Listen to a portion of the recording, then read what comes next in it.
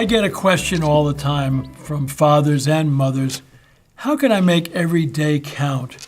And I tell you, one of the things that I like to do in the morning is I like to read my mission statement, my personal mission statement, which is to be a loving teacher and example of simple truths that helps and motivates myself and others to awaken the presence of God in our lives.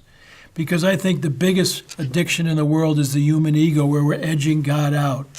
And then secondly, I like to read my obituary. A lot of people say, obituary, what are you going to do that?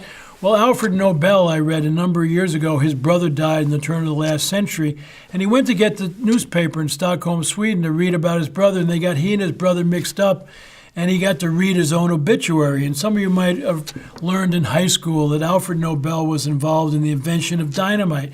So what do you think his obituary is mainly about? Destruction and all that. He was absolutely blown away that that's how he would be remembered. So he gathered friends and loved ones around him and said, what's the opposite of destruction?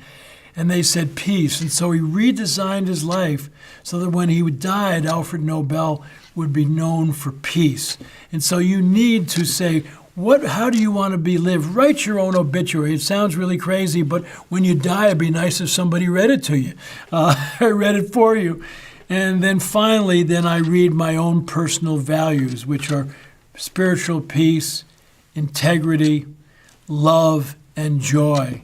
And those are ones that I guide. And then what I do is, if I read those early in the morning before I head out, how can I live my day consistent with those? And then at night, I look at those, and I have a little journal where I write praisings. What did I do today that's consistent with who I want to be in the world? And then redirections, which is, what did I do today that I wish I could have replayed, which might tell me who I need to apologize for.